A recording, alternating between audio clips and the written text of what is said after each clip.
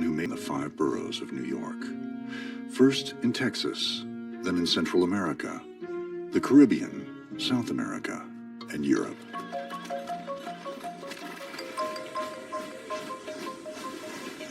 He built railroads, towns, ports, and hospitals, renegotiated the national debt of 3 different nations, convinced thousands to pull up stakes and move to a foreign country.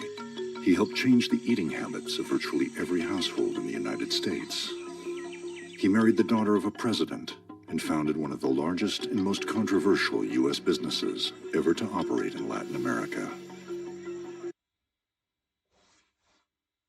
If you're thinking about getting a contour pillow, you need to hear this first. So I almost made the dumbest mistake of my life. I got this contour pillow called Derrila Ergo, but honestly, I was ready to return it. I didn't expect it to actually help me with neck pain. But before I was going to ship it back, I figured I'd give it a try since I've already wasted a ton of money on traditional pillows that create a gap. The popular press compared him to J.P. Morgan, Cornelius Vanderbilt, and Cecil Rhodes. They hailed him as a titan of industry, a veritable king. His name was Minor Cooper Keith. He died as a celebrated person. His obituaries carried stories of his exploits as an adventure story. He remained consumed with one thing, and that was to build railroads. The challenge of it, laying it over difficult terrains, topographies, and then the effects that it would have, the movements of people, of new towns.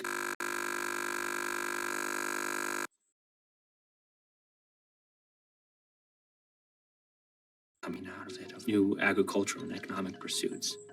Minor Keith es probablemente el empresario de los Estados Unidos que más influyó en el desarrollo de Costa Rica y del espacio circuncaribe, desde Cuba hasta la otra banda y desde Colombia hasta el sur de México. Fue y es la gran figura y el gran símbolo del ferrocarril en este país. La construcción de ese primer ferrocarril conllevó una enorme cantidad de cambio en la vida económica y social de este país. Efectivamente, desde mi punto de vista, era un representante del imperialismo estadounidense que más bien estaba transformando, ¿verdad? Conquistando en su visión, entre comillas, los trópicos. There's no denying that his impact was great. Minor Cooper Keith symbolizes the complexity of U.S.-Latin American relations.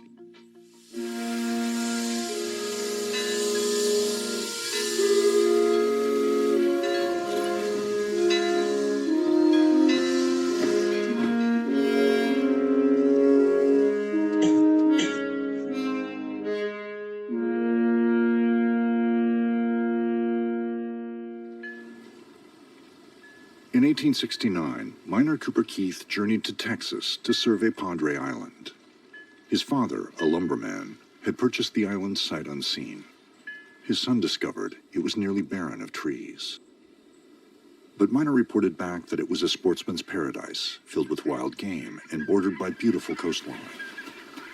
He established a ranch where he raised cattle and hogs. He didn't come from a humble background, to say the least. But I think that his family expected him to prove his own. It was his first taste of what he would do for the rest of his life, to go to places with very little of what was considered civilization and to try to make money. In 1871, a letter arrived at Keith's Texas ranch. It bore a postmark from the exotic capital of Lima, Peru.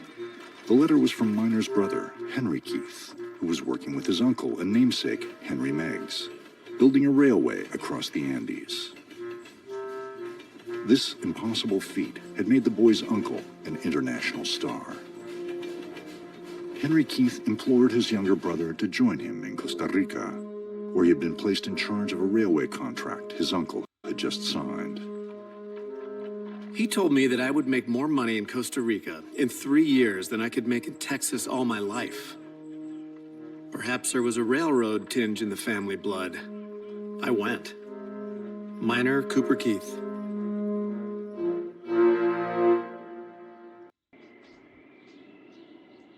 In the mid-19th century, there were few places on Earth more remote and isolated than Central America.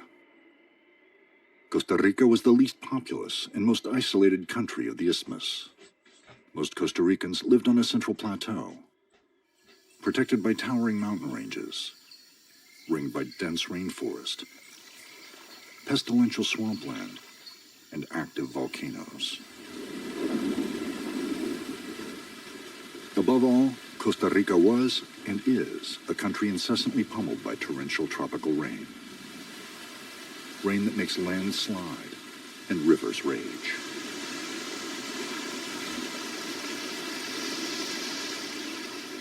In the 1840s, the tiny country was drawn onto the world stage by one simple fact. The coffee it grew was some of the best in the world. Costa Ricans typically put their bags of coffee on an ox cart and put it down to the Pacific coast, and then this would be sent by ship all the way around South America. The cost of transportation was very high. It was still worth their while. So this gives you a sense of the worth that Costa Rican coffee had at this time. President Tomás Guardia, himself a coffee grower, advocated a more direct path to market. As had been proposed for years, but never successfully undertaken, the most practical route would be a rail line from the capital, San Jose, over the central mountain range to the port of Limón on the Caribbean coast. What took 5 months and cost £5 sterling per ton would be reduced to 6 weeks and 40 shillings per ton.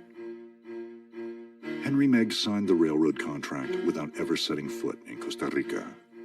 He based his budget projections on the costs he had incurred on the legendary Andean routes. Probablemente no parecía un proyecto tan importante como los que se estaban desarrollando en los Andes, y ahí es donde Henry Meggs busca a sus sobrinos para ofrecerles la posibilidad de establecer la contratación con el gobierno de Costa Rica. The Panama Star and Herald wrote, After the heights of Peru and Chile, it would be child's play to construct a railroad between San Jose and the Atlantic. all of Central America was abuzz with the prospect of modern transportation opening up the subcontinent.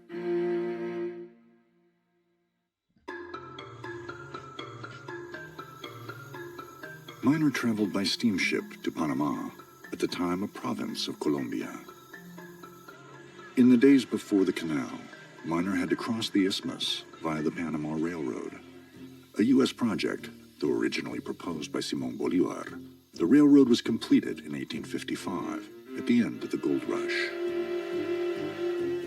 Minor got his first taste of the tropics, the blistering, near-equatorial sun, withering humidity, and riotous flora and fauna of Panama were a far cry from Texas or New York. The 47-mile rail line was a hint of what Minor Keith could accomplish. Oh, I feel he must have just resonated in every fiber of his body to this great challenge. Railways were so magical in those days. They were the cutting edge of technology. And for a 22-year-old, it had to be heady, heady stuff. Construction of the Panama Railroad had been phenomenally costly, both in human and economic terms. But that was years in the past, before the Civil War, before Henry Meggs, the Keith brothers' uncle, had conquered the mighty Andes. Minor met up with his brother, Henry, in Punta Arenas, Costa Rica's Pacific port. They immediately came face to face with the very reason they'd been summoned to Costa Rica. The only way to reach San Jose was via an ox cart road. It was the same road used to export coffee. While the rail trip across Panama had taken half a day, the journey from Punta Arenas to San Jose took nearly 2 weeks. Once he began to see the coffee plantations of the highlands, I'm sure it began to occur to him that how do they sell this stuff? If there's a world market for this, how do they get it down to the coast and ship it out of here? And that was economic progress in his day, to export. The two young men reached the capital just in time for Christmas. San Jose was brimming with the usual festivities of the season. The excitement of the newly begun railroad project multiplied the effect. Fue recibido o esperado, digamos, por una sociedad que necesitaba grandes empresarios en la época, que eran visualizados de alguna manera. Lo externo y Estados Unidos eran visualizados por la élite como un socio de primera línea, como es visualizado hasta el presente. Por lo tanto, se le abrieron las puertas de la sociedad costarricense. Miner and Henry Keith were instant celebrities. They had to have had a very good time. They were probably seen as the most eligible bachelors in the country. They were invited to the homes of all the wealthy families. They were just a big deal.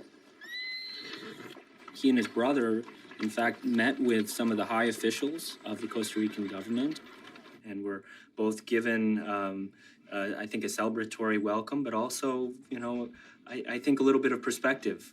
They had already assigned a contract, and two young Keith brothers show up on their doorstep, and they had to have trepidations about what they'd just done, this big dream of theirs. And what was Meg's thinking, sending us a couple of very young, inexperienced men? President Guardia had come to power via a coup, but his stated intentions were to modernize and enrich Costa Rica. Politically, this meant a new, more democratic constitution. Economically, it meant a railroad project. Guardia told them of his plans for the railroad, but also warned them. And the warning came in a very common phrase among Costa Ricans, and that is that the first time you venture to the Caribbean coast, you're a hero. The second time, you're a fool. Well, it was commonly believed it was a death threat to make the trip. You took your life in your hands to go to Limon because you're exposed to all these tropical diseases. The Caribbean coast of Costa Rica was almost entirely separate, isolated. That was the challenge, I think, to bring 1/3 of Costa Rica into the nation. The Keith brothers continued on toward the Caribbean coast. The path to the Atlantic was little more than a mule trail. These were muddy, slippery trails. Probably a lot of walking, macheting the rainforest to create their own trail. Incredibly difficult conditions to transport yourself and animals. The journey took 12 days. When Miner arrived in Limon, construction was already underway. 160 men were at work. A temporary wharf had been built. Ships had arrived from England and New York carrying railroad equipment. Henry had hired Miner to be in charge of the commissaries, with a contract to feed the laborers and $200,000 cash capital to engage in general commercial trade on the Central American coast. This was his first time in Central America. He did not have a great deal of experience or knowledge of building railroads. And so I think that Henry Meggs, Keith, started his brother off in a role that he thought he could do. Y por eso cuando se habla de Keith hay que hablar de los Keith, porque precisamente se convirtió esto en una empresa que también tuvo un carácter familiar. The brother said, we need you to be the manager of our commissary system. How do we get rails and ties down from the States to build this railway? It was important, but it wasn't to oversee the engineering or to oversee the planning or the routes. At the beginning, the railroad project would be very much a tale of two brothers. While Henry was based in San Jose, keeping their patrons happy and keeping the money flowing, Miner would be the family's representative in Limon, allowing him to learn the railroad business from the inside. By supplying provisions, he'd learn precisely what the enterprise needed at every juncture, and virtually all the construction procedures that took place on the Caribbean coast. This was to be Miner Keith's apprenticeship. His first challenge was feeding the labor force. As the founder of Forbes magazine would write, "Not 1 pound of fresh beef was to be had, not a single fresh vegetable, not an ounce of ice to combat the satanic heat. All was jungle, snakes, scorpions, monkeys, and mosquitoes. BC Forbes." The provisions on hand, including barrels of smoked bacon, dried beans, and flour, were filled with weevils and borers. Everything had to be built from scratch, by hand, It rained constantly. Camps flooded, spoiling provisions and ruining equipment. The company's steamship, the Juan G. Meigs, arrived in Limon with emergency provisions. Miner took the ship to Aspinwall, Panama, now known as Colón, to buy additional supplies. There, he met German importer Karl Frank. On Frank's property, Keith ran across an exotic plant, little known in the United States.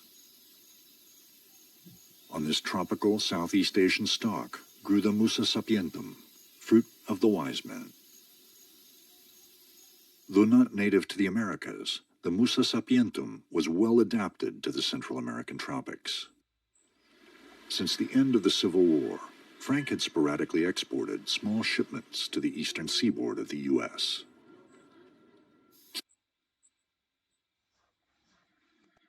Running hurts.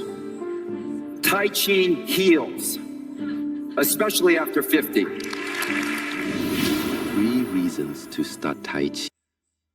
Keith was intrigued by the fruit of this strange plant. He thought it might serve to feed his hungry crews. It was commonly known as the banana. Discover the past with exclusive history documentaries and ad-free podcasts presented by world-renowned historians, all from History Hit. Watch them on your smart TV or on the go with your mobile device. Download the app now to explore everything, from the wonders of ancient Pompeii and the mystery of the princes in the tower to the life of Anne Boleyn and D-Day. Sign up via the link in the description.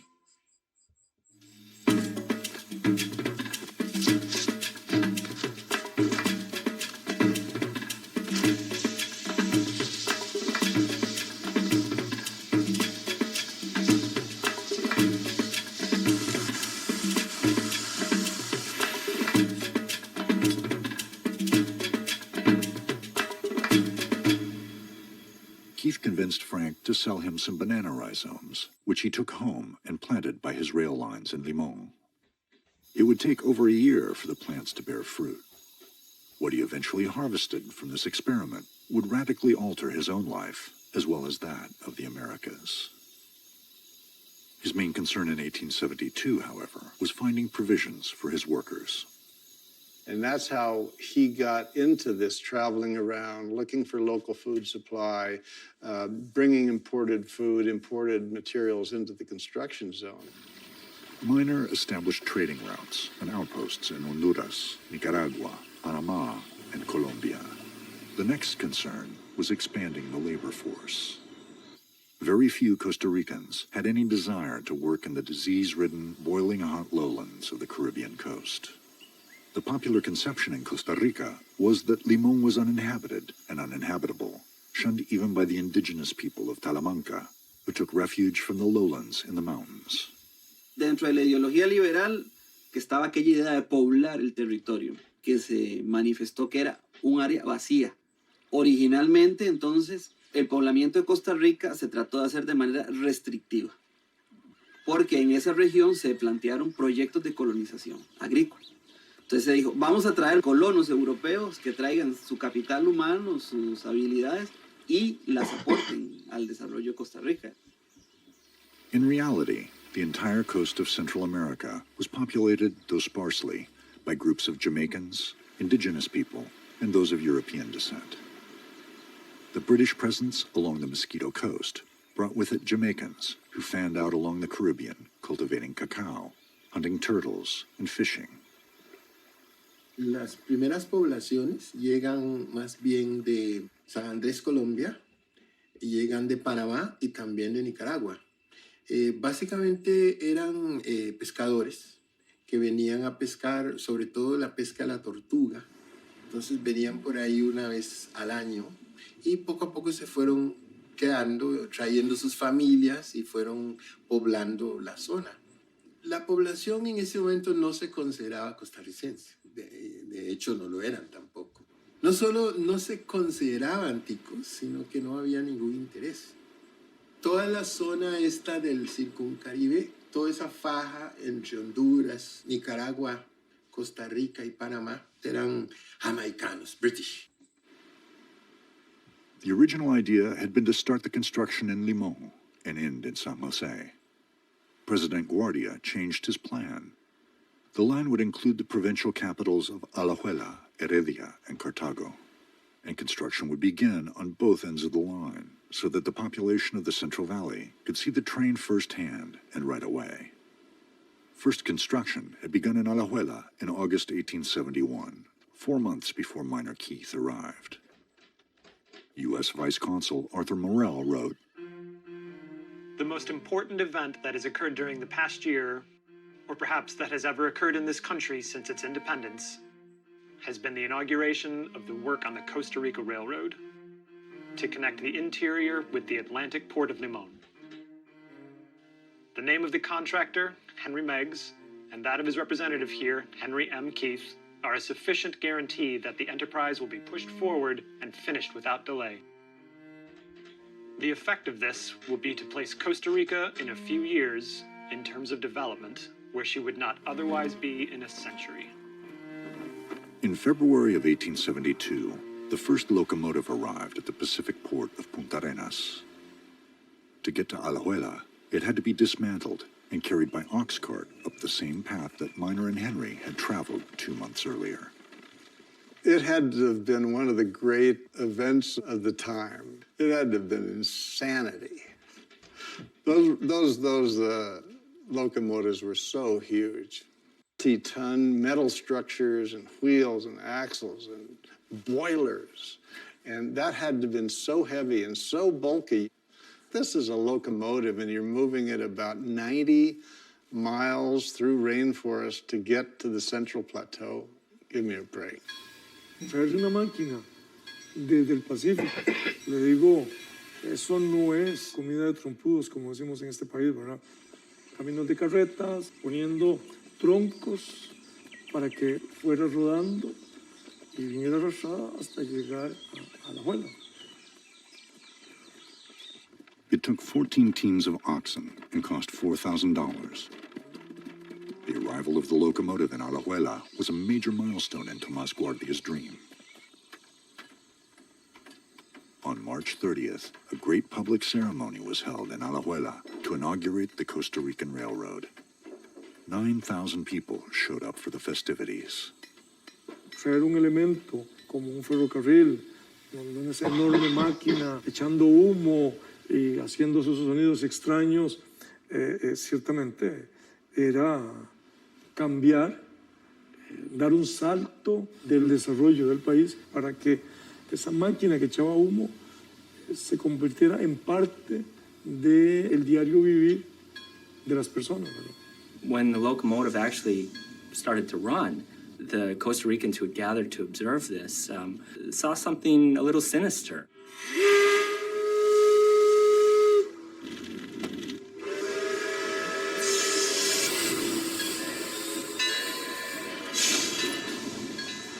It was amazing to see this giant piece of metal and machinery move without anything pulling it, belching smoke and steam and making a lot of noise. For a deeply Catholic country, this might have evoked other images than just progress.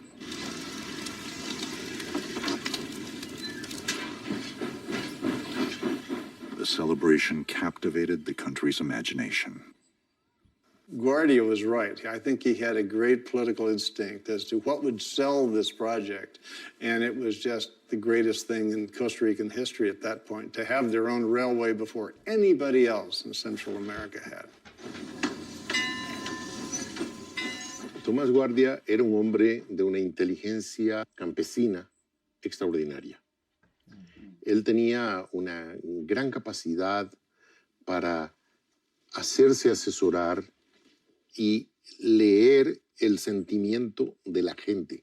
Él era capaz de comprender qué quería el pueblo y, evidentemente, de satisfacerlo. There was sort of a PR side to this. Guardia was putting a lot of his own reputation on the line. Every effort that produced some results was celebrated in a very public way. All seemed to augur well for President Guardia's dream. The coffee-growing elite was assured that they'd soon be linked to the United States and Europe. ushering in a new era of commercial prosperity and cultural enlightenment. His Excellency is sanguine that the railroad will not only be productive as a commercial enterprise, but will induce a large immigration that will develop the immense fertile territory lying between the Cordillera and the Atlantic, a region till lately but little known and for the most part unexplored. Arthur Morell, U.S. Consul. But while Henry Keith enjoyed the celebrations in the Central Valley, across the Cordillera Central on the Caribbean coast, Minor Keith was struggling with greater obstacles.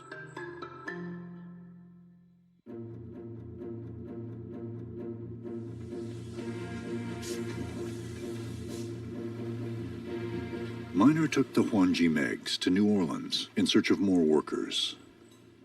He immediately contracted 20 experienced railroad men.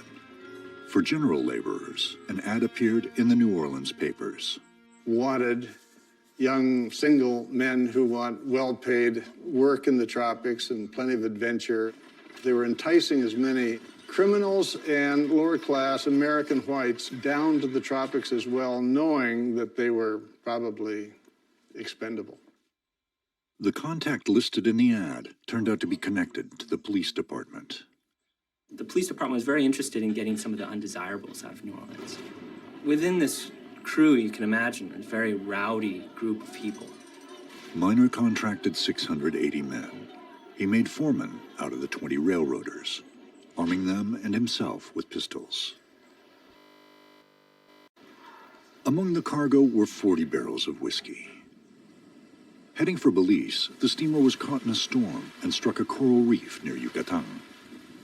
And so the ship captain turns up in the middle of this, drunk, tapping into one of the whiskey. The passengers stampeded the lifeboats. And so Keith, with a revolver in hand, not a formidable-looking person, 5 feet 4 inches, held off these men. Well, I think it must have been a power trip.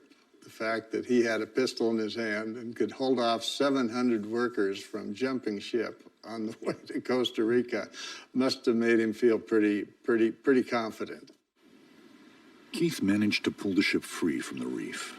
Temporary repairs allowed it to limp home to Limon.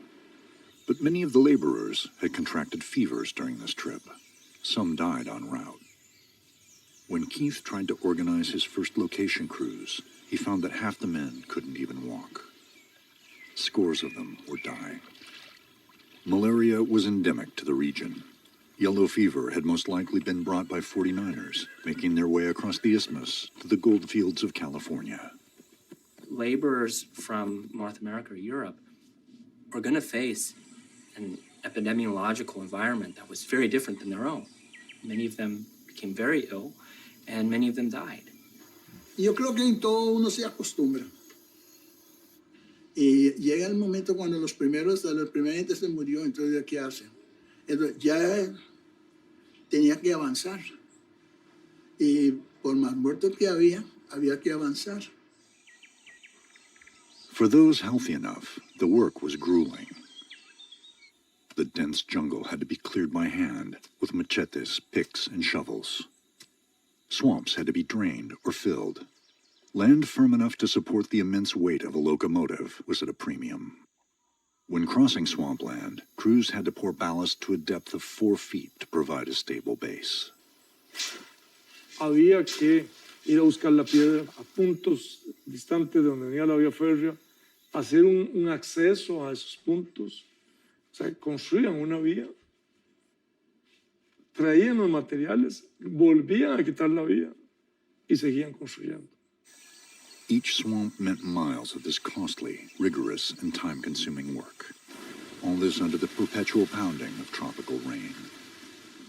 In 1872, Limon received over 250 inches of precipitation.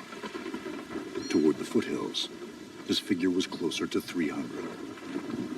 Every storm washed out miles of new track and costly steel bridges imported from the United States and England. Son ríos muy caudalosos, no profundos. Por ser una planicie, las aguas tienden a abrirse mucho. Y no es lo mismo ver un río en Limón en verano que verlo en época lluviosa. ¿Cuántas veces se pudo haber caído? No después de que fue construido, sino antes de poner a operar, se tuvo que construir y volver a hacer, y aún ni siquiera todavía estaba en funcionamiento todavía. Poisonous snakes and insects thrived in the humid, syrupy jungle. Mosquitoes, huge and aggressive, formed clouds around any warm-blooded mammal, especially humans. In the 19th century, the pathology of insect-borne diseases had yet to be discovered. No one knew that mosquitoes carried malaria and yellow fever. No había algo directamente decir, bueno, esta es la razón por qué se están muriendo, entonces vamos a para esto, no. By September, over 300 of Keith's workers from New Orleans had died. Ultimately, out of the 700 men Keith had brought, only 25 survived. There was a funeral train. There'd be a car with the bodies of dead workers who would be taken down to the port and shipped home in coffins. During the construction, however, reports of the workers' deaths were suppressed. Newspapers admitted that the rainy season had caused intermittent fever among the workers, saying that the cases were mild, with no deaths. They did report the deaths of 3 people in Limon, a Chinese man, an American, and an Englishman, from opium, alcoholism, and an injury sustained on the pier, respectively. But the distorted reports still couldn't entice Costa Rican workers to brave the Caribbean coast. Labor shortages continued to plague railroad construction. In Peru and Chile, Henry Meggs had imported many Chinese workers, as had the Transcontinental Railroad in the United States. The Keith brothers wanted to do the same. And there was a lot of opposition. To Costa Ricans, unaccustomed to seeing people of Asian descent, this was somewhat shocking. This was a time in which people believed in a hierarchy based on skin color, hair, shape of eyes. And this was often accepted by Costa Rican elite. The men Keith brought in were not always easily accepted by Costa Ricans. Costa Rican law specifically forbade the immigration of people of African or Chinese descent. After a prolonged debate, the Costa Rican government agreed to admit Chinese labor. On January 30th, 1873, 654 laborers from Macau arrived on the joint account of Henry Meggs Keith and the San Jose merchant Huba. Many more would follow. The story about the Chinese workers is a somewhat sad one, because there were some instances in which these men were bought and sold. I think they should be seen as indentured servants, men without rights, without much power, very little respect for who they were as people. Put to work in the Highlands. News of at least one problem reached as far as the papers of London. On the morning of the 5th, a row broke out between the Chinese labourers and the chief of the camp, a Frenchman named Lafachine. The Chinese refused to go to work in a fog when the Frenchman commenced lashing them with his horsewhip and indiscreetly invited the native peons to assist him. Chinamen met their adversaries with a volley of stones, sticks and other missiles, which drove them off. A force of 35 soldiers was dispatched. The commander, Captain Chinchilla, and his men fired volley after volley upon the defenseless men. 6 men had been killed, 9 wounded. The Times. On the Caribbean coast, however, the Chinese were just as vulnerable to yellow fever and malaria as their counterparts from New Orleans. While records are incomplete, it is widely believed that the first 3 years of construction resulted in the deaths of over 4,000 men. Los chinos llegaron antes que nosotros los negros acá. Y los italianos también. Ellos que comenzaron a trabajar, pero ellos no podían resistir lo que era esa enfermedad malaria. Entonces, no les quedó más remedio que el concesionario, que era el Minor Keith, mandaron a traer trabajadores de Jamaica que pueden resistir. Entonces tuvieron que contratar gente del Caribe que ya era más resistente a los climas, ¿no? Ahí fue donde emigró muchos, pero muchas gentes del Caribe. Se habla como si fuera solo los chinos y solo los blancos se morían, pero entre eso también se morían algunos negros.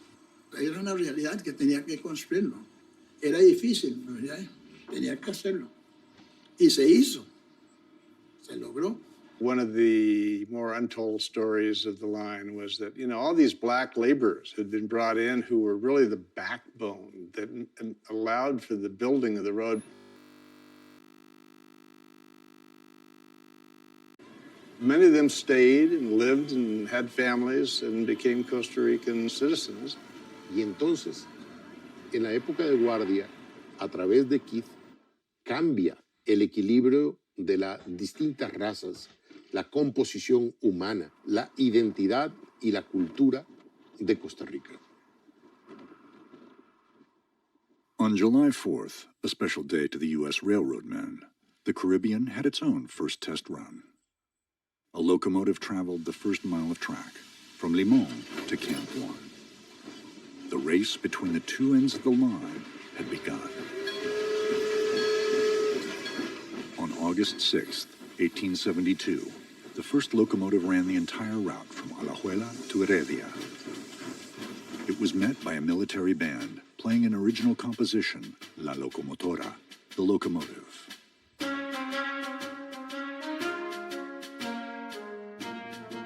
As the railroad men laid tracks in Limon, Miner Keith scoured the coastal cities of the Isthmus, as well as those of South America and the islands of the Caribbean, in search of supplies, labor, and trading opportunities. He discovered a vibrant trade in turtle shells and tortuguero in Nicaragua's Mosquito Coast, so he made that part of his business. There was traffic in cacao, so Miner traded cacao. Sarsaparilla, vanilla extract, cotton, and dyewoods all came out of the region. He went to New York and bought a steamship, the General Sherman, for $24,500. He wrote to his brother Henry.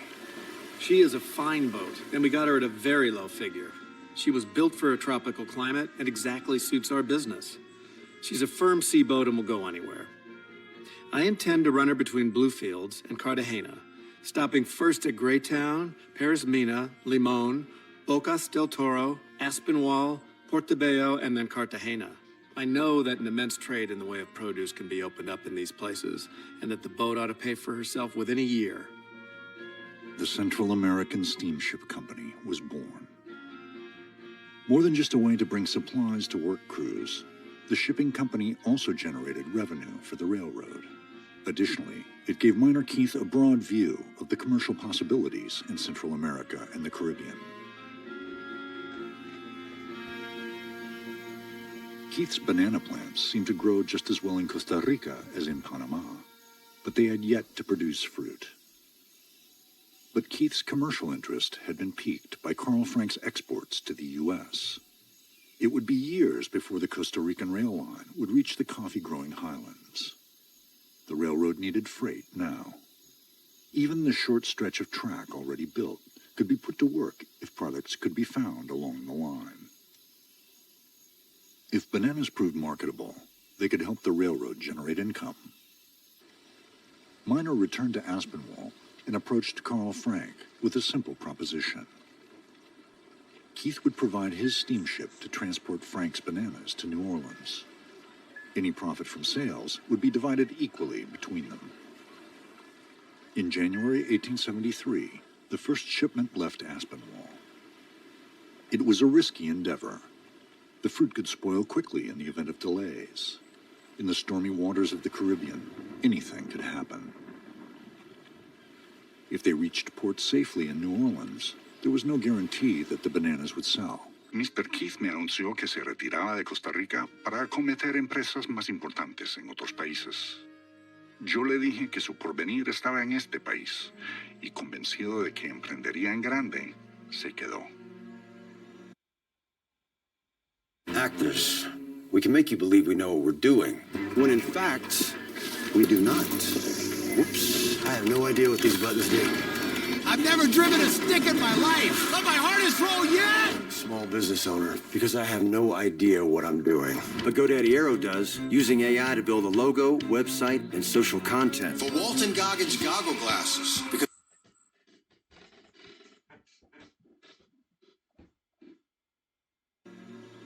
Miner's brother, Henry, traveled to Limon. He came down with a severe fever and dysentery. To convalesce, he returned to Brooklyn, New York, to be with his wife and their 4 children. On Wednesday, July 14th, 1875, Henry Meigs Keith died. The man who had begun the Atlantic Railway 4 years earlier, who had helped his uncle lay track across the Andes of South America, and who had brought his brother to Central America to seek fame and fortune, had, like thousands of his workers, succumbed to the perils of the tropics. He was 35 years old. The Panama Star and Herald described Henry in glowing terms. A warm-hearted, liberal man, generous to a fault, and ever ready to serve others without regard to his own interests. He made hosts of friends wherever he had been. For Miner, this was a turning point. He had been his brother's employee. Henry's connection to their uncle had given them an entree into the highest echelons of Costa Rican society, commerce, and government. All that now seemed squandered. But something had happened to Miner since he left the borough of Brooklyn. While his brother's railroad had failed, Miner's businesses had flourished. He had developed shipping, trading, and agricultural concerns that would support him for years to come, and would expand in ways he could never foresee. Miner's apprenticeship was over. He now knew as much about railroad construction as anyone in Costa Rica. It had become his passion. Perhaps more importantly, he now identified himself with Costa Rica, Central America, and the Caribbean.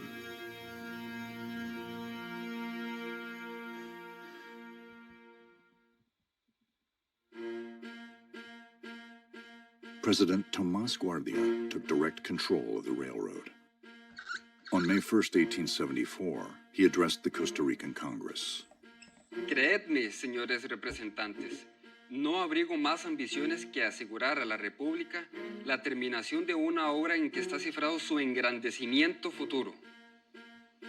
Guardia introduced austerity measures. He drew up a new contract with Myers and Douglas in partnership with Minor Keith.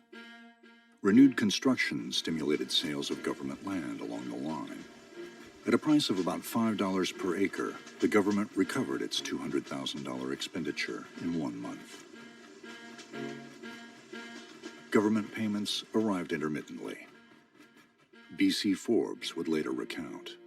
Keith had in his employ some 1,500 Jamaican Negroes. Summoning them, he explained the circumstances and offered to repatriate those who were sick or who wanted to go home. Such was their faith in Mr. Keith that the decision to stand by him was carried by acclamation. For 9 months, those 1,500 black men worked loyally for Minor C. Keith without a payday. He had been so successful in so many things, I think his workers looked at him and said, well, yeah, he can't pay us for a while, but we will trust him, and he'll make good on it.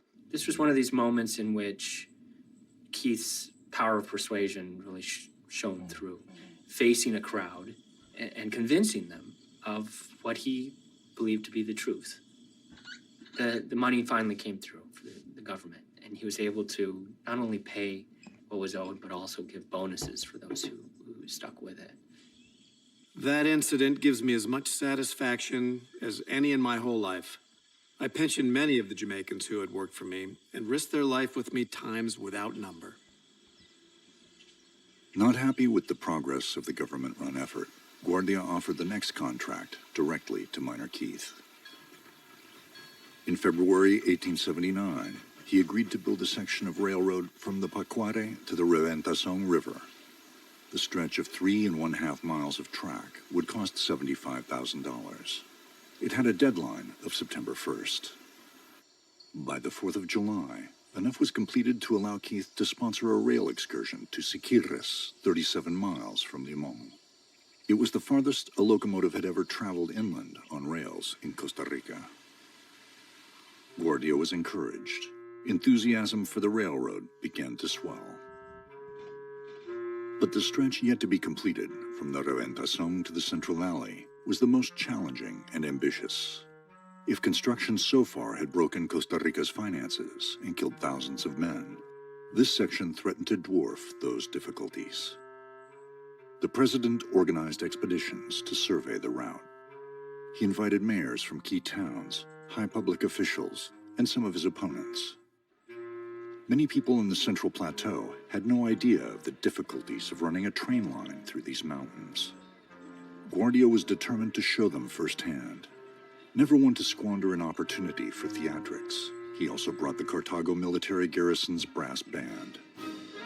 The aging general took great delight in mounting his steed and leading expeditions of some 150 people. They followed the train line, which Guardia inspected meticulously. On one outing, also a part of the group, took the opportunity to chime in. Where we're going, it can't be built. You're hearing a river at your right. It's the Rio Patria, and where a river goes up, a railroad can go up. The young man's bravado got Guardia's full attention.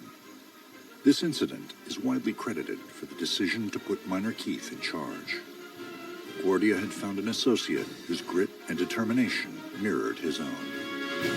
Me parece que ese es el principio que diferencia a las personas entre quienes hacen y quienes se sientan a ver qué hacer. Me parece que Tomás Guardia era de los que tomaba decisiones y las hacía. Y me parece que se encontró con Minor Keith, que no solamente tomaba decisiones, sino que las hacía contra lo que fuera. El general Tomás Guardia y Minor Keith eran dos personalidades que imantaban, que atraían a mucha gente. Eran bajitos de estatura, muy delgado Guardia y pequeño Keith, físicamente hablando. Pero los dos irradiaban esa fuerza de voluntad. Keith was given control of the existing railroad and was given a contract to build the next 30-mile section from the Redentazon River to the Sucio River at a point called Carillo. But this public success was undercut by personal tragedy. Another of Minor's brothers, Amasa, who had been working on the railroad since 1872, died suddenly. The youngest Keith brother, Graham, later contracted fever and died in Limon. Graham, his younger brother, did die of bilious fever. And bilious fever was a fever that led to the vomiting of bile. This is a very strong clue that it was yellow fever.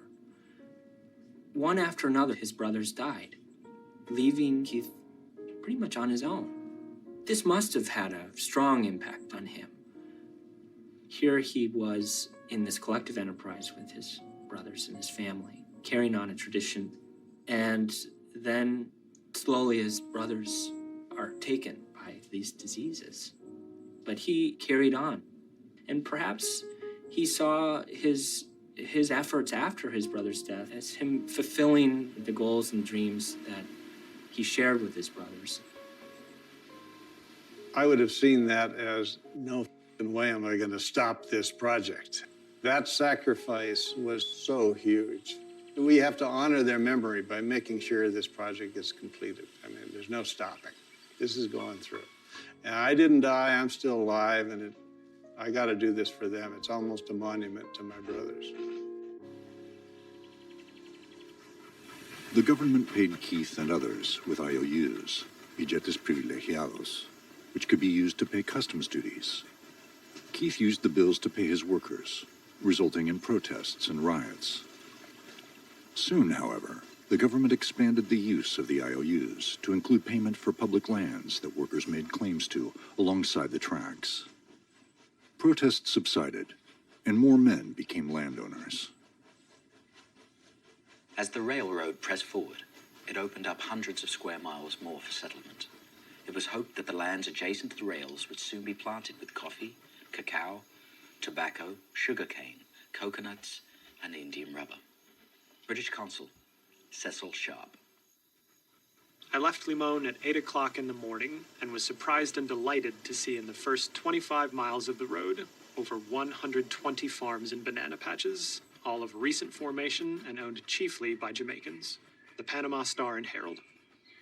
Básicamente la atracción era trabajar primero en ferrocarriles, después en la industria bananera. Después comenzaron a ver, hombre, yo puedo entonces producir mi cacao y venderlo a la empresa, producir mi propio banano, producir mi plátano. Alguna gente comenzó a mandar a traer a sus familiares. Vente para acá, o tengo una finca, podemos trabajar. Mi papá vino de Jamaica, él era un agricultor. Él sembraba banano y él era uno de los exportadores también de banano. Y mi abuela también, ellas también son jamaiquinas. Entonces, nosotros somos ticos por nacimiento, pero jamaica de sangre. Pero no, yo soy tico, yo soy costarricense, no soy jamaiquino. Squatters could claim 20 acres of land if they put it under cultivation. The original vision of a land settled exclusively by Europeans gave way to a diverse blend of settlers, those willing to brave the tropics and work for the opportunity to be landowners. Banana exports through Limon began to skyrocket. A new industry took shape. Virtually all these stems were transported via the railroad, now under the management of miner Cooper Keith. President Guardia went to London himself to resolve issues with bondholders and to seek treatment for a lung ailment. Guardia signed an agreement to refinance to complete the final section of the railroad. The contract gave control of the railway to an English company, together with 500,000 to 800,000 acres of land on each side of the railroad. Guardia returned to Costa Rica with the preliminary agreement in hand. But the lung ailment General Guardia had sought treatment for in England was getting worse. He summoned Keith to his residence. They were two men who were similar in many ways. They were both ambitious, goal-driven, somewhat dreamers. They saw the future in a very different way than the present and worked and took many risks to change their countries into that vision that they held. They probably recognized the mutual quality that they shared. They were compatible, two compatible people. Guardia y Keith llegaron a ser una yunta que jalaban en una misma dirección. Ellos estaban entendidos en la dirección general del proyecto grande que estaban impulsando. Pero la diferencia era que las decisiones se tomaban. Vamos a hacer el ferrocarril que conecte entre Alajuela y el Caribe. ¿Y se va a hacer? If you are sleeping in a position like this, you are wrecking your body and your breathing. Chronic neck pain happens when your cervical spine is repeatedly misaligned during sleep. Vamos para adelante. Y vamos tumbando montañas. Their countries into that vision that they held. They probably recognized the mutual quality that they shared. They were compatible, two compatible people. Guardia y Keith llegaron a ser una yunta que jalaban en una misma dirección. Ellos estaban entendidos en la dirección general del proyecto grande que estaban impulsando. Pero la diferencia era que las decisiones se tomaban. Vamos a hacer el ferrocarril que conecte entre Alajuela y el Caribe. ¿Y se va a hacer? Vamos para adelante. Y vamos tumbando montaña, como decían, porque vamos para adelante. Guardia asked Keith how much money he had lost on his railroad contracts. He then assured Miner that the government would pay him back. Guardia died on July 6, 1882. The nation mourned as it never had before. It seemed as though the dream of the Atlantic Railroad might have died with Tomás Guardia. When his proposal from the Corporation of Foreign Bondholders in England came before the Congress, it was found to be of most onerous character for the country. It was rejected wholeheartedly.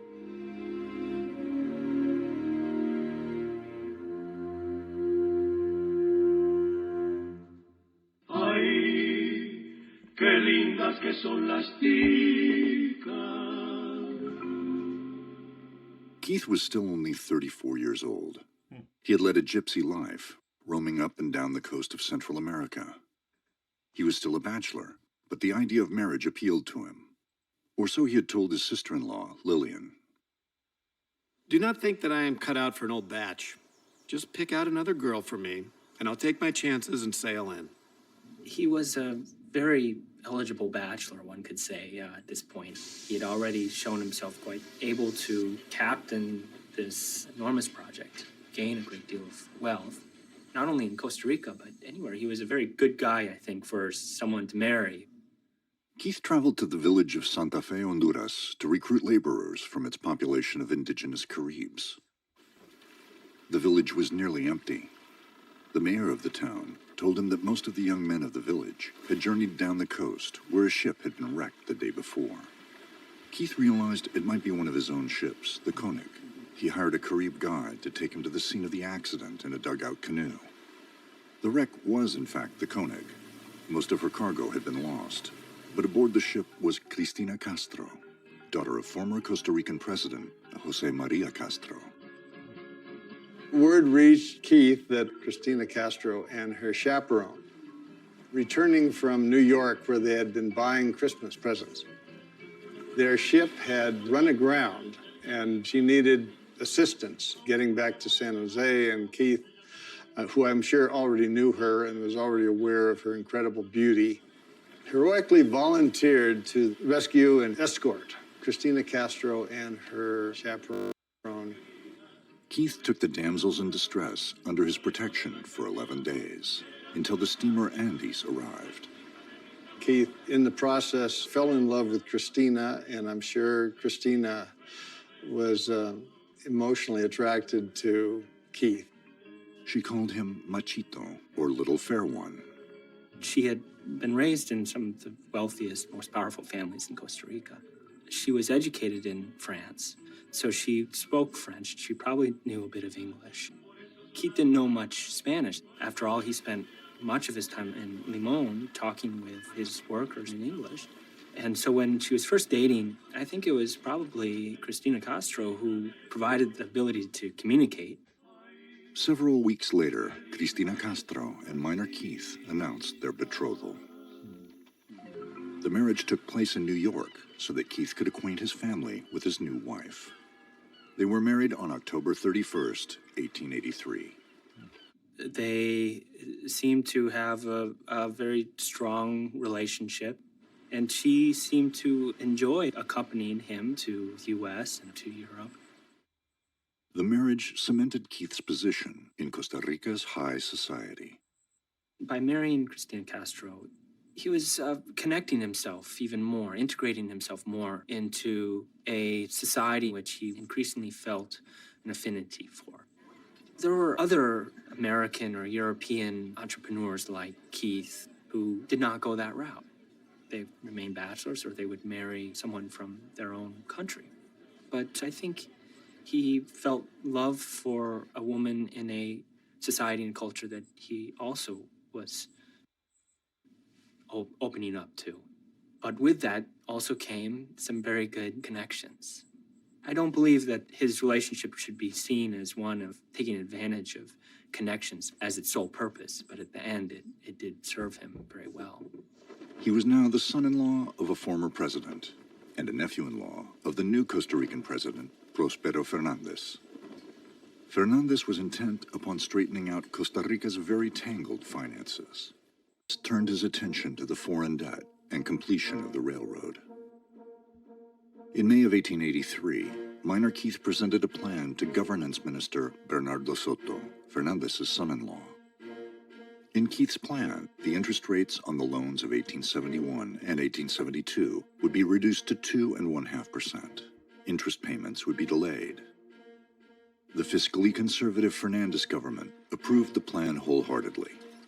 This time it was the London bondholders who wielded a wet blanket. They unanimously resolved not to have anything to do with such a scheme before Keith even had a chance to present it in person.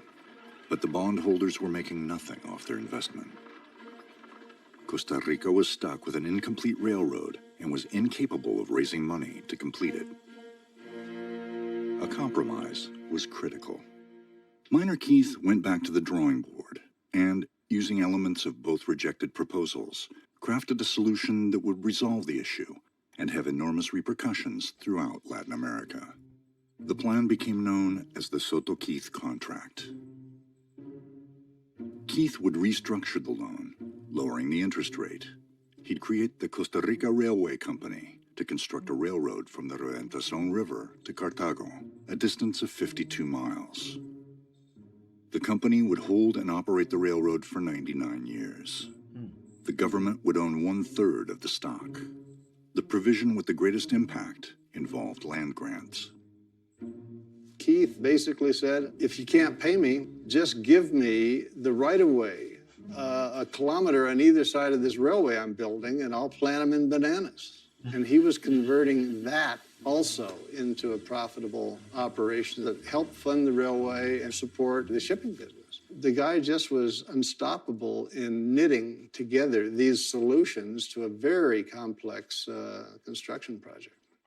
Just as the United States Transcontinental Railroad received land as a part of its contract, and just as the British stockholders had requested 500,000 to 800,000 acres of land as part of the deal they hammered out with General Guardia, Keith would receive 800,000 acres of national lands along the railroad or anywhere else in the country.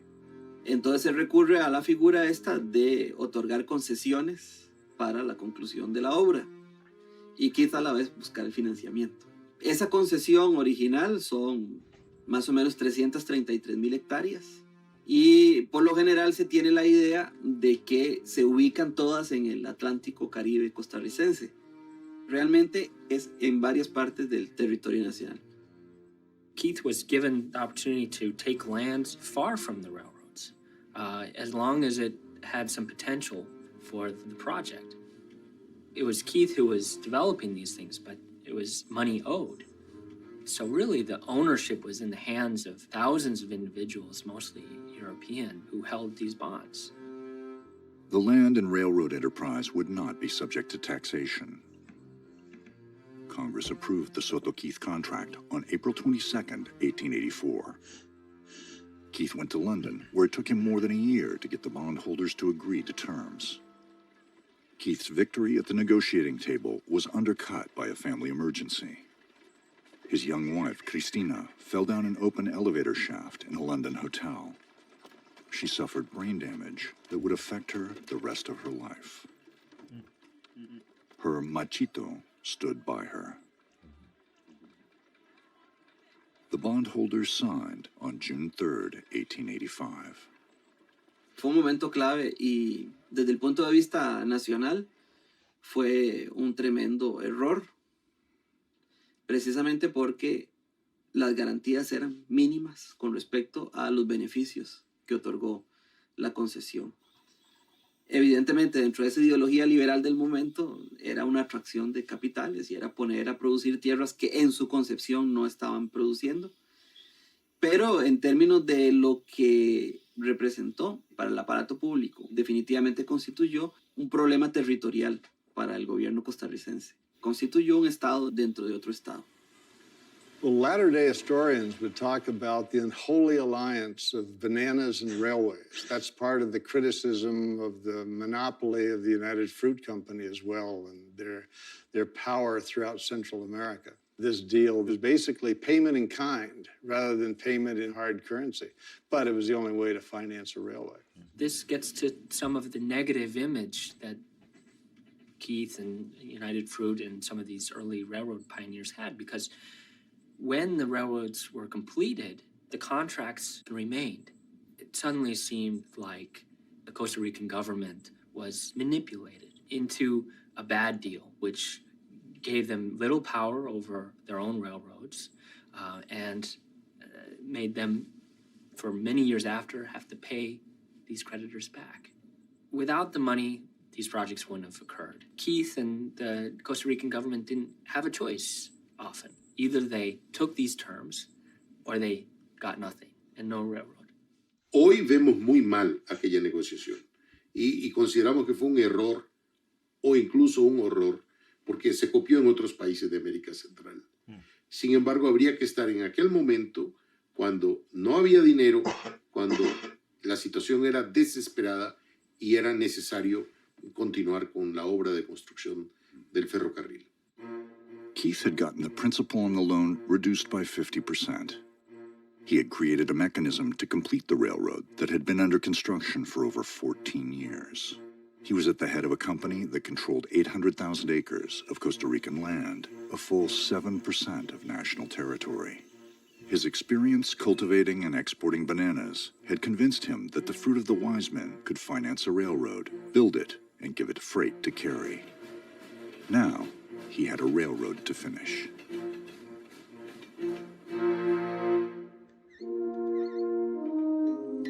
In July 1886, work commenced on the last section of the Costa Rica Atlantic Railway. Bernardo Soto, who had signed the contract with Keith as Minister of Governance, was now president. Keith had 400 men working on each end of the line, but he had to find many more. Native Costa Ricans were in short supply.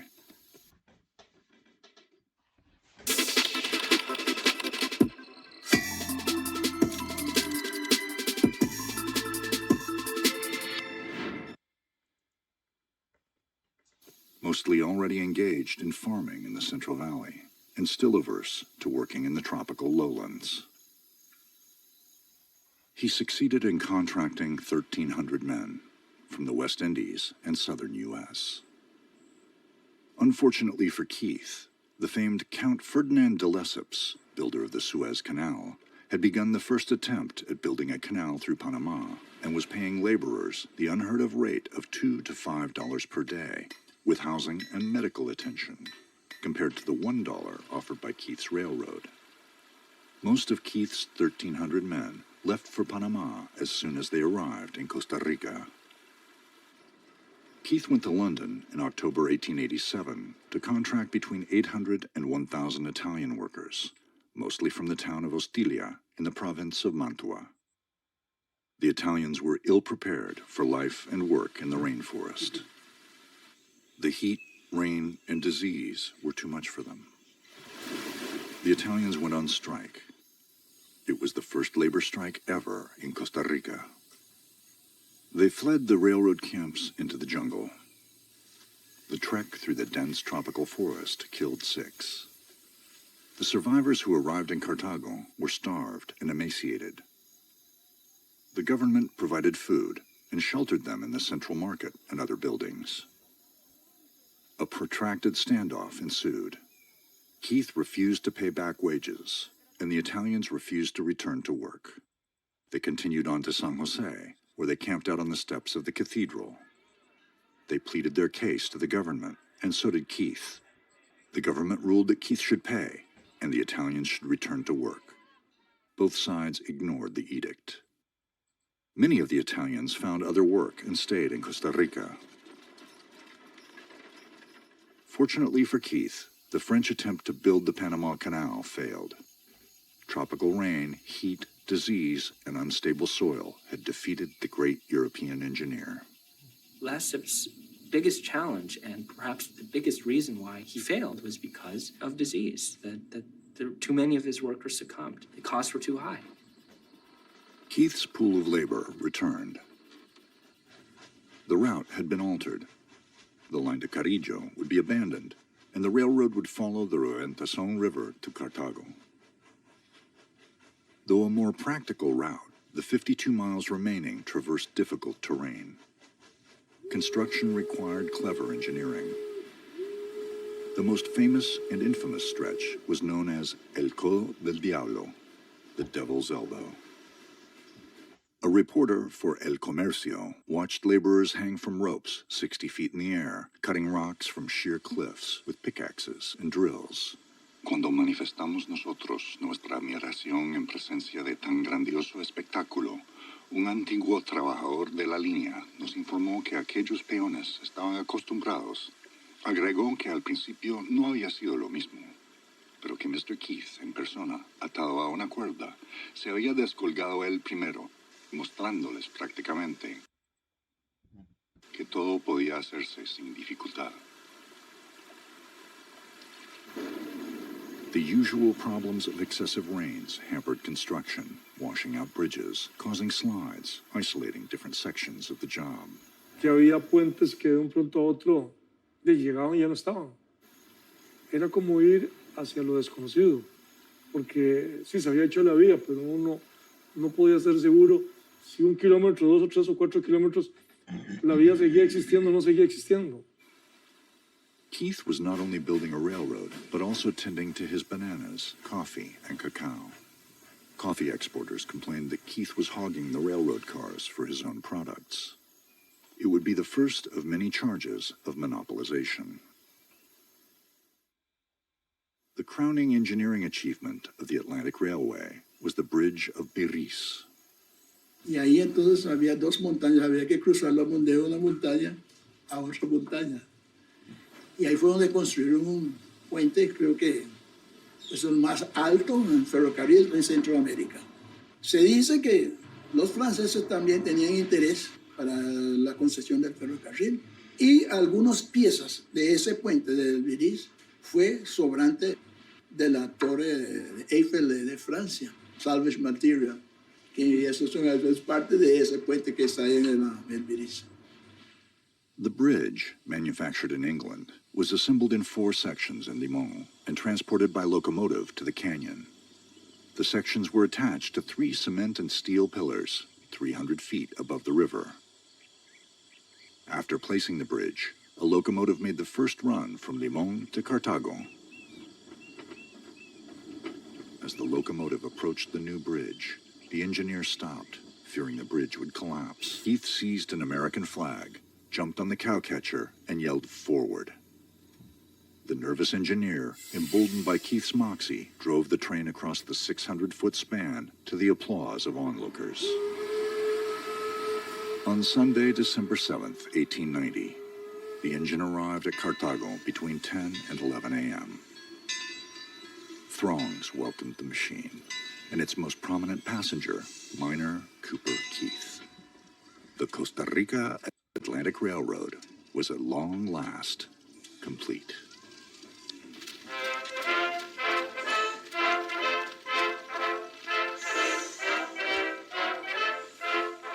President Jose Joaquin Rodriguez, in office since May, joined the celebration. Speeches ensued. Finally, the guest of honor was called upon to give a speech. Despite 19 years in Spanish America, despite marrying into a Costa Rican family, and despite becoming inextricably linked to the economy, history, and culture of the Republic, Keith could only manage 12 words of badly conjugated Spanish. Señores, suplico darme su perdón. Yo no ser hablador, ser puramente trabajador. It is the only documented public speech Miner Keith ever made.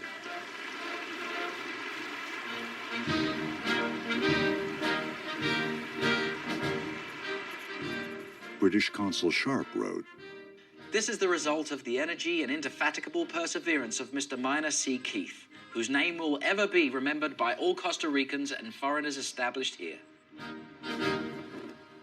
President Rodriguez appointed a committee to organize a ball.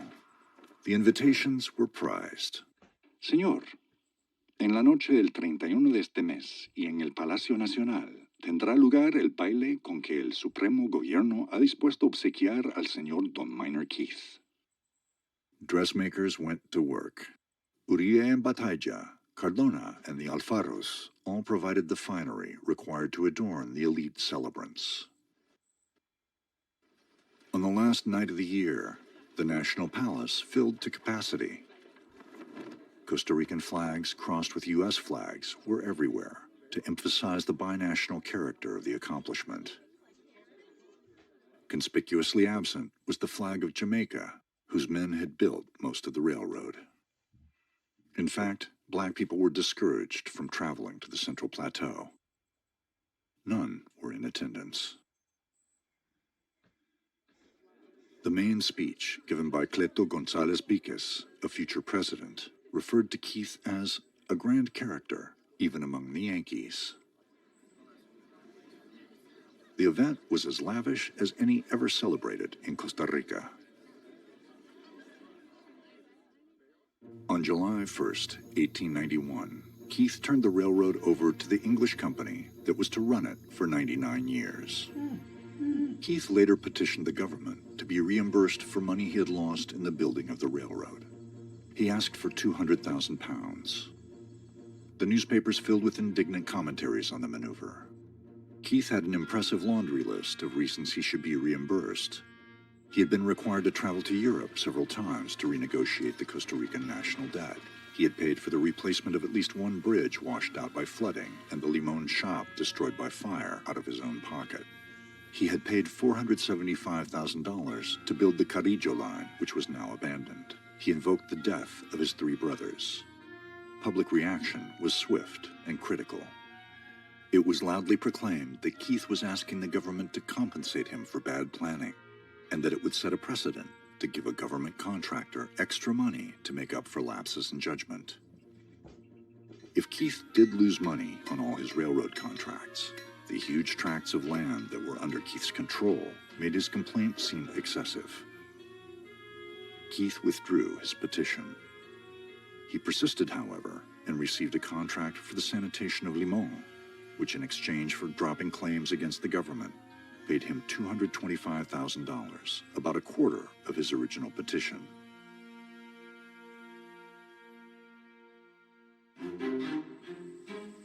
Keith may have been cash poor, but he was land rich. By the time that the railroad was completed, Keith had thousands of acres growing bananas. And he was one of just a handful of the biggest players in that market. Keith formed various companies in different countries to handle his banana interests. In 1895, George Earl Church was sent from London by the Costa Rica Railway Company to inspect its holdings. Church's report referenced a conversation with Costa Rican President Rafael Iglesias Castro, a nephew of Keith's wife. Concerning the existing banana contract with Mr. M.C. Keith, it was an undisguised monopoly, contrary to the concessions of the railway, and contrary to justice. The banana growers were constantly petitioning the government to interfere and break the obnoxious monopoly. Keith became one of the largest exporters of bananas to the United States, eclipsed only by the Boston Fruit Company, begun around 1885. UK energy companies don't want you to know about this trick to heat up houses for practically zero cost. This plug-in heater is whose product came primarily from Jamaica and went to the northeast of the U.S. Keith's bananas were received in New Orleans by distributors Hoadley and Company. In late 1898, Hoadley failed. Keith had borrowed $1,500,000 from the company. Receivers called the loans in. He had 90 days to pay. Keith's cash was tied up in his numerous businesses, and he appealed to the government of Costa Rica for assistance. They bailed him out. Still, he was faced with a huge ongoing problem. Without a distributor, bananas would start piling up on the docks of New Orleans at an alarming rate. Keith approached Andrew Preston of the Boston Fruit Company, laying the groundwork for a merger of epic proportions. Keith and Preston both knew the banana business all too well. It was especially unpredictable. It took about 1.5 years for bananas to bear fruit, and then they were subject to potential disasters. Hurricanes plagued and continue to plague the Caribbean. Sooner or later, the path of a storm would cross a banana plantation, wiping out years of work and investment. What Minor Keith pitched to Andrew Preston was that a larger company with production spread out in different regions and countries could ensure an uninterrupted supply of product. Preston agreed to the merger. On March 30th, 1899, a new company was incorporated. The new entity bought out both Boston Fruit and Keith's companies. This gave them almost 250,000 acres in 5 Latin American countries and Jamaica. Preston was to be president, Keith vice president. This new enterprise was to be known simply as the United Fruit Company. It was to become the face of the United States in Latin America.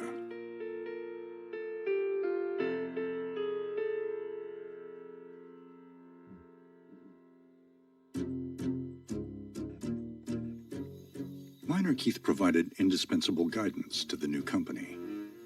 But it was Andrew Preston, as president of United Fruit, who was very much at the helm.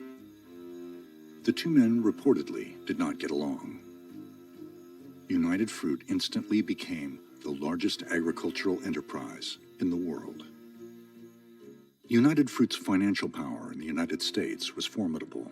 In the tiny, impoverished republics of Central America and the Caribbean, United Fruit's influence reached dominant proportions. United Fruit became remarkably productive and innovative in their cultivation and transportation of products to market. Their Great White Fleet became an iconic freight and passenger line. Refrigerated rail cars and containers were pioneered by the firm. But many of the same problems of monopoly that have plagued the United States were amplified in Latin America and the Caribbean. United Fruit would succumb to the temptation to dominate transportation, destroy competition, dictate substandard wages and working conditions, violently suppress labor movements, and install and overthrow governments. The United Fruit Company, probably after Keith's departure, moved into more of a sense of greed, of basically market control and monopolistic operations to maximize its profits.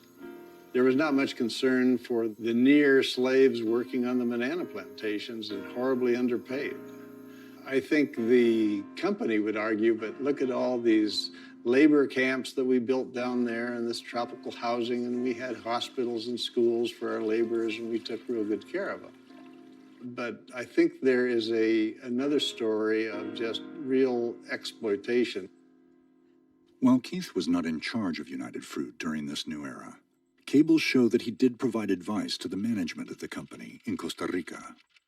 In 1910, he was consulted about strategies to derail a strike by banana workers, as well as railroad engineers from the United States. These cables stopped around 1913.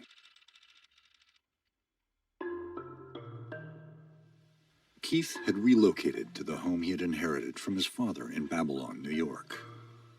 It was often filled with visitors from Costa Rica, members of his wife's family, and that of his nephew, John Meigs Keith, who was now a banker in San Jose.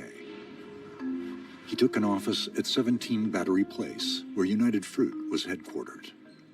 He maintained residences in San Jose, Limón, and Punta Arenas, and frequently traveled there. Minor Keith had businesses in all of Costa Rica's provinces. In Guanacaste and Punta Arenas, he had cattle ranches and gold mines. In Alajuela, it was fruit and coffee. In San Jose and Cartago, it was coffee cultivation and processing. In Limón, of course, it was bananas, supplemented by coffee, cacao, and cattle. Capital built the tramways of San Jose. In partnership with Costa Ricans, he expanded electrification of the capital. The water and sewage systems, the central market of Heredia, the tramways and markets of Cartago, the public baths and hotel of Agua Caliente were all Keith projects. He had businesses in Guatemala, El Salvador, Nicaragua, Panama, Colombia, Venezuela, and the Antilles. That was his addiction, to just take available capital and invest it in something that made money. Keith turned his attention back to his true passion, railroads. In 1900, he found another half-finished project in Guatemala. Keith renegotiated the country's foreign debt and completed the line, establishing a Guatemalan transcontinental railroad. He convinced United Fruit to plant bananas along the lines. He acquired the railways in El Salvador and renegotiated their national debt as well. Keith founded the International Railways of Central America. The company's objective was to someday make it possible for a passenger to board a train in New York and travel all the way to Colombia by rail. By 1923, the IRCA operated almost 800 miles of track. Once he had established links between Mexico and Guatemala, it was possible for the first time to take a train from New York to San Salvador. Minor Keith was then 76 years old. A railway linking North and South America never came to fruition, but Keith's efforts resulted in the construction of many, many miles of track and connections that had never before existed.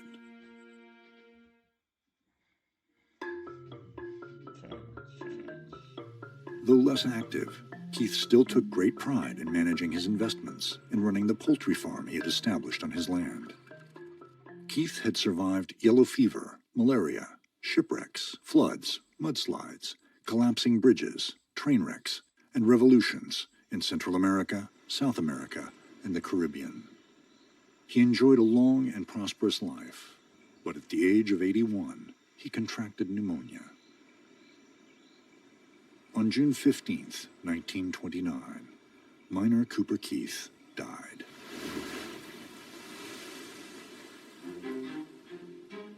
The Panama Star and Herald wrote, He was the intimate friend of thousands in these countries, and his intimates were presidents and cabinet ministers, native peons, and American Negroes. His good works will live many years after him and will be the finest kind of monument to his memory.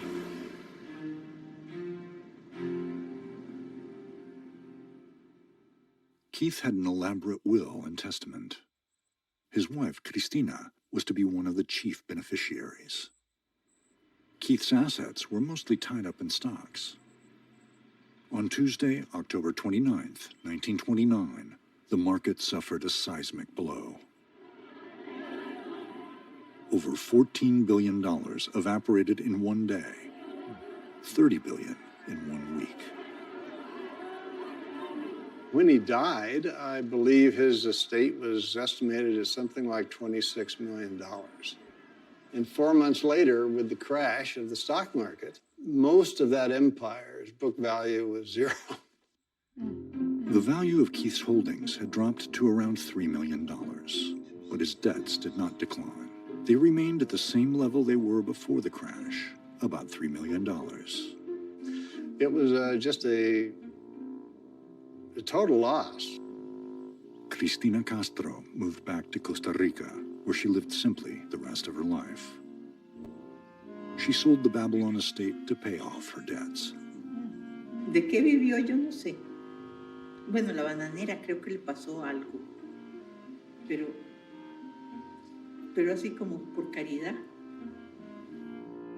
Their grandnephew, Henry, was designated to receive most of his assets in Costa Rica.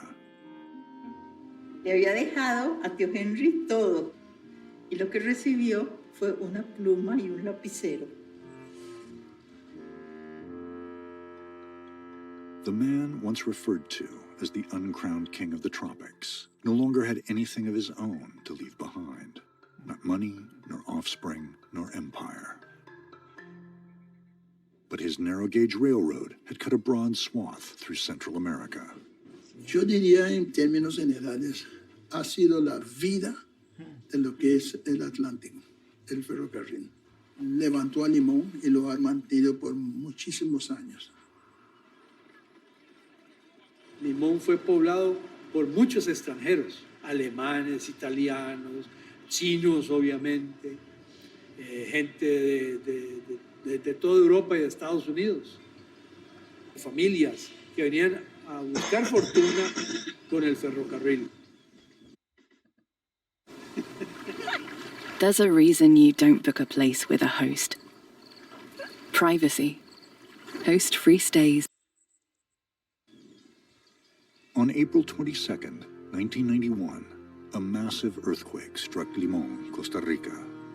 It measured over 7 on the Richter scale. The earthquake produced a magnitude 1 tsunami, which reached 200 meters inland. 62 people died. The coast from Limón to Panama was raised over a meter. Fue un socollón, nunca ha habido en este país, ¿verdad? Si usted llega al puente de Matina, los cilindros que usted ve ahí tienen 18 metros debajo del nivel del agua. A pesar de esos moles de cemento, se desplazaron casi 17 pulgadas moviendo los puentes. Hay fotos donde la vía férrea parece un espagueti toda torcida. But the railroad men of Limón were accustomed to dealing quickly with shifting ground and water. Estaban listos para que yo cambiara la trocha cuando él me dice, no, es inútil volver a construir así, dejémoslo así. In June 1995, the Costa Rican government made the official proclamation. The railroad would shut down. Fue difícil de un enero cuando me dijeron que usted va con un grupo a partir del 4 de enero para ir distribuyendo los despidos. Y yo tenía que ir con el pagador y otro. Yo llegaba a Lisbon y veo la misma gente que yo empleé, que yo estoy cuando entregándole las cartas.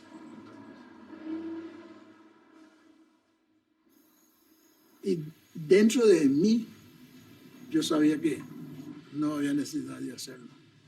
Entonces, eso todavía me sigue golpeando. A new highway had been opened to Limón, and the trucking lines were now the principal means of transporting cargo. Buses and private automobiles made the train trip seem long and expensive. Many Costa Ricans believed that the decision to shut down the train line was due to influence exerted by trucking companies. Usted sabe que el transporte de carretera por furgón es carísimo. Y antes el ferrocarril transportaba más barato que cualquier otro medio de transporte. An entire industry was stilled. Highly skilled workers with generations of tradition dating back over 100 years were suddenly without employment or a future. Están concentrados en la meseta central y se han olvidado de ese sector. ¿Qué pasa con toda esa gente de Turrialba, de Guapiles y toda la gente de Fortuna que han perdido sus fincas, su exportación y todo? Porque se han olvidado de este lado. Todas esas destrezas, esos oficios, todas esas pericias, entrenamientos, capacitaciones que hubieron en un momento en Limón, se perdieron. ¿Cuántas personas hay que puedan trabajar en fundición, que puedan darle servicio de mantenimiento a los frenos, a las calderas? ¿Cuánto cuesta la recapacitación de todo ese montón de gente? Eso se perdió. Limón would never be the same. Many other Costa Rican towns along the rail lines drifted into obscurity. Hay pueblos fantasmas, abandonados totalmente. Hay gente inclusive vive en un literal pueblo fantasma, así como en el oeste de los Estados Unidos. No volvió a pasar nadie por ahí. El 30% de los habitantes no están aquí, que habían hace 20 años atrás, relativo. Y este es un pueblo que todavía subsiste, a la par de otros que ya no están, ya esos se murieron de hambre. Murcia, Pavas, Florencia, Las Mesas, Santiago, el Jazz. Ya hace 20 años que no sabemos nada de eso, ¿no? O sea, no volvimos a pasar por ahí, entonces no sabemos nada de eso. Ya quitado el ferrocarril, nos quitaron vida aquí, muchas familias se fueron de aquí. Ya pitado el tren arriba y todos los chiquillos, cuando estábamos chiquillos salíamos corriendo a ver el tren llegar, ¿verdad? Porque era algo bonito. Gente que dependía del ferrocarril cuando pasaba para vender sus viandas, para vender sus quiandí, para vender sus patí. La gente esperaba que llegara el tren para vender cosas. Venía gente de Tucurric, que de todas partes venían a coger el tren aquí y a vender la mercadería. Todo esto era como un mercado. Así era la vida antes de manejar la plata. El medio de transporte era el ferrocarril, nada más, no había carreteras. Eso eran trillos. Todo el mundo venía con las bestias ahí, con la carga. 300, 400 bestias, todos los miércoles. Todos se ponían a beber guaro. Porque aquí el licor venía por estañones, no era por litros. Toda una cultura que gira alrededor de un ferrocarril. Cuando un pueblo se queda sin raíces, es un pueblo que está con problemas. Y desafortunadamente las raíces de Limón era el ferrocarril. Era el ferrocarril. Usted va aquí adentro, usted ve la cantidad de millones de colones que el Estado está perdiendo. ¿Y quién es el que paga todo eso? Mucha gente no entiende. Incofer, the Costa Rican Railroad Institute, now intends to revive the railroads of Costa Rica. Intercity passenger lines have been reestablished in the Central Valley, but the Limón line still lies abandoned, except for a few cargo lines along the coast. y que en Costa Rica teníamos un potencial ahí, en la mano, y que lo teníamos desperdiciado, que lo teníamos dejado y con las enormes posibilidades de perderlo totalmente. Nunca se dieron cuenta de la importancia hasta que lo cerraron. Ahora todo el mundo se da cuenta la necesidad que hay. Keith was a pioneer in Central America. He had arrived to help execute the vision of Tomás Guardia. Against seemingly insurmountable obstacles, he accomplished what his brothers died trying to do. What he established, the infrastructure, the commercial enterprises, the trade routes, the agricultural revolution, transformed Costa Rica, Central America, and the Caribbean dramatically. Minor Keith es un gran personaje para nosotros, porque Minor Keith fue que vino y diseñó todo lo que usted ve aquí en Limón, el sistema urbano, las calles, las avenidas y todo, y los muelles. Él construyó lo que es el muelle metálico. Yo siempre he admirado a Minor Keith por lo que él ha hecho para Limón. Keith helped carve Limón and other towns out of a hostile wilderness. The banana industry, which he was largely responsible for, helped save Costa Rica's economy and fund the railroad. But the company he co-founded grew into an enormous tropical empire that transcended and often subverted national boundaries. Its legacy still casts a huge shadow over U.S.-Latin American relations. Efectivamente, desde mi punto de vista, era un representante del imperialismo estadounidense que más bien estaba transformando, ¿verdad? Conquistando en su visión, entre comillas, los trópicos. Y ahí habría que ver hasta qué punto entonces nuevamente Keith era agente del gobierno o simplemente un empresario que trató de sacar provecho de las condiciones del gobierno de los Estados Unidos para invertir aquí y de las grandes condiciones que le dieron los gobiernos nacionales centroamericanos para apropiarse de todo lo que pudo. Los ferrocarrileros no creemos eso. Yo creo que poniendo en la balanza ha dejado más al país de lo que él ha sacado. Lógicamente no hay ninguna comparación al tiempo de Minor Keith que ahora. Pero yo garantizo que él ha dejado más en el país de lo que él ha sacado. Minor Keith me parece a mí que ha sido una de las personas con mayor visión que ha llegado a este país, que se encontró con la suerte de tener otro visionario al frente del gobierno, como era Tomás Guardia, que enfrentaba los retos y que los sacaba adelante. La construcción del ferrocarril al Atlántico, esa es la obra de infraestructura más gigantesca que ha hecho este país. Costa Rica necesitaba ese ferrocarril. Las otras cosas que se dicen de Minor, las críticas que se le hacen y todo, son críticas al país.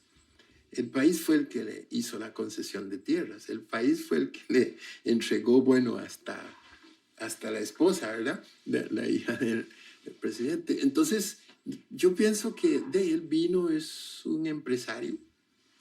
Él hizo lo que hacen los empresarios capitalistas. This was a guy who was looking to make money. He was a capitalist. He wanted to become rich, and he did things to become rich. And I don't think it's possible back then or today to make multi-millions of dollars and not sometimes step over and on people to do it. Él era un hombre de negocios con las virtudes y los defectos de su época, de hacer negocios en aquel momento. Entre los forjadores de la nación costarricense, de la sociedad costarricense, uno de los más importantes es, no dudo en decirlo, Minor Keith. Y Costa Rica debe de reconciliarse consigo misma, con su historia, y reconocer en Keith lo magnífico que hizo y lo malo que también nos heredó a través de la United Fruit Company.